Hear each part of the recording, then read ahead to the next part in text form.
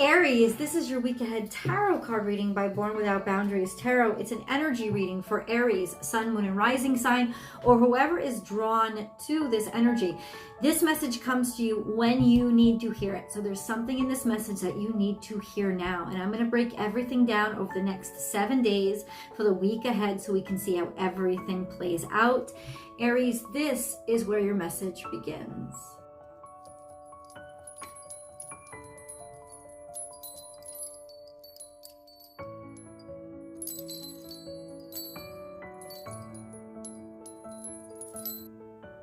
And it's Virgo energy, which means it has to do with work.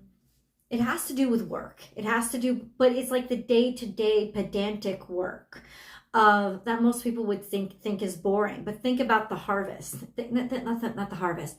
Think about the cultivation before the harvest. It's that day-to-day commitment, doing the step-by-step, doing the practical, doing the necessary. But it's hard at work. Lay a solid foundation. So there's something here. Your main focus, primary focus, baseline of the reading is, how do I lay a solid foundation? How do I make this healthy from the very beginning so that I know whatever I add on to it, it will be added on in strength, not in weakness. This is about health. This is about faith. This is about knowing that something is worth taking slowly and paying attention to and committing yourself to long term. And yes, that could also be about you. So let's figure this out. Aries, remember, if while I'm dividing the deck, any card falls out, it's because it's part of the reading and I'm just going to leave it there. If you're looking for a personal reading, then please go to my website, www.bornwithoutboundariestarot.com, so you can book and schedule right there, and you'll get your message within 24 hours of whatever day you booked your reading on. So it's a pretty quick turnaround. If you haven't yet, please remember to subscribe to the channel and then ring that notification bell and select all notifications if you want to be able to participate in the free tarot card readings I do live here. And if you're really interested, you can join the memberships, the BWOB membership, which gets additional live readings and members only sessions with me. So lots of options. Aries, let's see what falls out.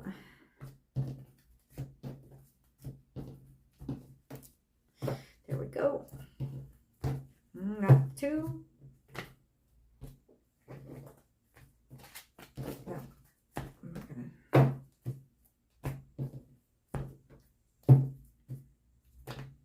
Okay, let's leave it there and let's go.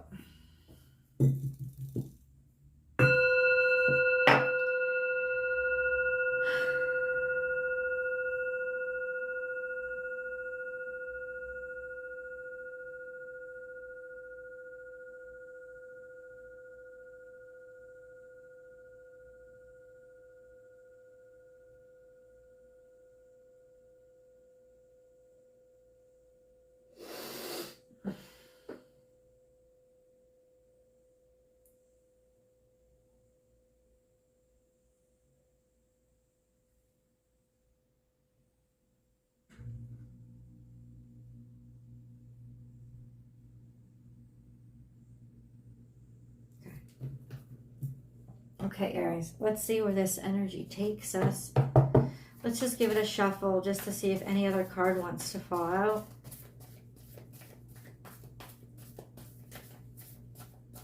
Okay. Let's see what happened in the past, because there's a lot here. Just kind of fell out. So be peace, usually Holy Spirit. This energy of help coming, or divine help, or needing peace or seeking peace. Time to let go. This could have been some sort of release or ending. A sad goodbye, something that really hurt your heart, but you needed it. You needed peace from it hurting your heart. And then trust in the great mystery. You just had to go with it. This is 6 plus 5, 65. 6 plus 5 adds up to 11. So it awakened an awareness in you and might have activated, this event might have activated or triggered an awareness in you of, I can't control everything. And I know Aries tends to want to control everything. Aries energy, Capricorn energy, Scorpio energy. Aries, you're ruled by Mars. So you want to take action, and you under the impression that action is always the way to solve things. And this was just sort of letting go. And that's very, very difficult to do. So good on you.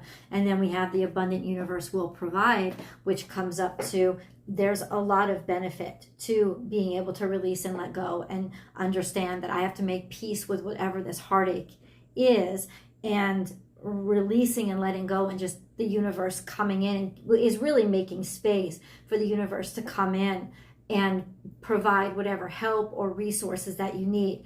This is all the past. Then we have lay a solid foundation. So coming from the abundant universe will provide, you have the resources to lay a solid foundation, or you kind of, you were assisted in some way, and now you have, now it's like, how do I cultivate this? How do I keep it going? Or how do I nurture something?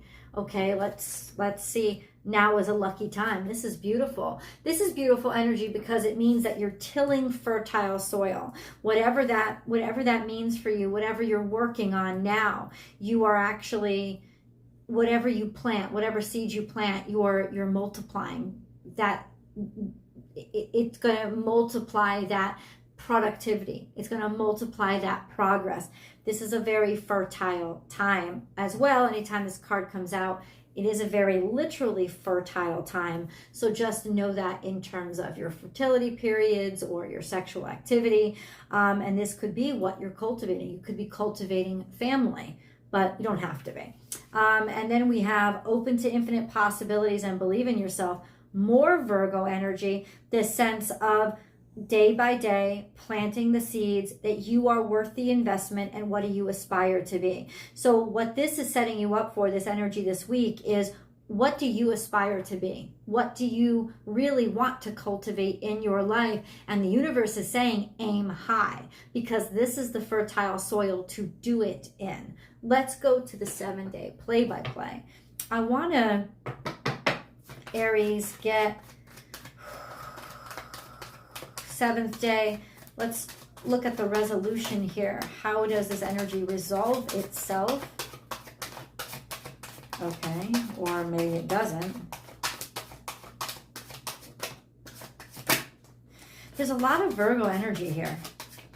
So either this is at work, or this is about work, or something that you're dealing with a Virgo. But I think this is more, you want to take action. You've got to take action slowly. You've got to take action one step at a time, and you've got to schedule this long term, and know that this isn't going to happen over time, but it is a time to plan for it to happen over time, because the aspirations are going to be met if you plant these seeds now. So let's get to day 1 to see what all of this is about.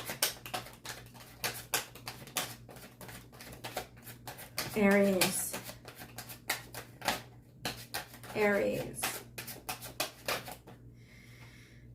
We do have boss, King of Pentacles.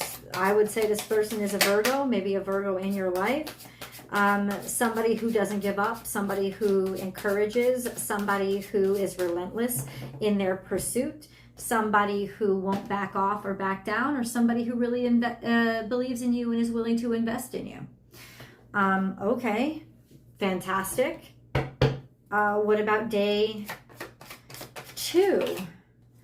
We have a secure offer, or something that becomes certain, something that becomes assured.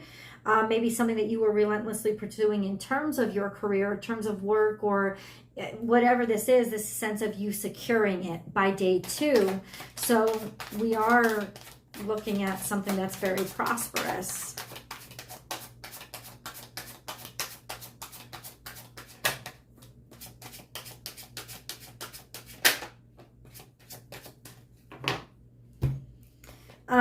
We have the Two of Swords, which means that something might have sideswiped you or blindsided you, or you're still not sure about something. You need more information. This is definitely a crossroads that you're in, because there's this sense of, now that I have something, now that I hold something, I don't know what I want to do with it. I don't know which direction I want to take this. It doesn't mean you don't have it. You do have it. But there's like, okay, I have it. What do I do with it? So there's this really enthusiastic energy coming at you. And then you're like, okay, I have it. What do I do with it? Okay. I'm going to leave it there because that's your choice, right? You're not really sure which way you want to go. What about day 3? We have a breakthrough. We have a realization. We have a decision or clarity about a situation. Whereas we had the Two of Swords, we weren't sure. We didn't know if we could do it. We didn't know if we wanted to. There is clarity by the 3rd day. And the clarity is about disappointment and derision. So it's almost like this sense of, there's a lot of these issues that you're dealing with, issues with disappointments from the past. And it's almost like that's what you needed clarity on. I don't want to make a choice. I don't want to move forward until I understand specific situations. And the understanding of those specific situations, the information you need, is going to come in by day 3. There is revelations about something that had really let you down or disappointed you in the past. Also issues, people coming at you with different things. In and of itself, each of them isn't a big deal, but all together, it just keeps coming at you. So what's the clarity? What's the clarity that Aries gets on day 3? Why something messed up? Why something didn't end up happening? Or what the problems people were having were. That's what becomes clear. And so we have something to do with lover. This has something to do with, I don't know if what your status is right now, your relationship status, but it had something to do with a relationship that you really wanted to make work. Something that almost seemed like your dream situation. But there were all these fucking issues. And now there's clarity about those issues with regards to this dream situation. Even if you've been happily married for 20 years, this would have still been going over and over in your head. That would have been the heartache. That would have been the nagging on your heart. Now there's clarity involved with this situation, because it seemed like such a perfect situation. It seemed like there was such a fulfillment here. But ultimately, what screwed it up? That's the answers that you're going to be getting. Day 4. Okay. Day 4, we have an ending. There was a painful ending. There was, that's it, a painful ending. Something being finished or completed, a long, painful battle being done, knowing that something was finished. And we got the 10 of 10. Okay, we've got 5 plus 5, 10. It's all the little things that ended up messing up a beautiful situation, or a situation that really did have a lot of potential. But in some ways, because it's major arcana, it was meant to be that you see all these issues. Like, that's why you met the person or were in the situation. Because even if this is representative of a perfect work situation, there's this energy of, that's why you had to be in it. To see, to understand, to almost have a platform for all the issues to come up. And that's where the clarity happens. And then there was an ending. And that's why there was an ending. But now you at least understand why and what all the issues were. Anything else on day 3? Day 4, I'm sorry.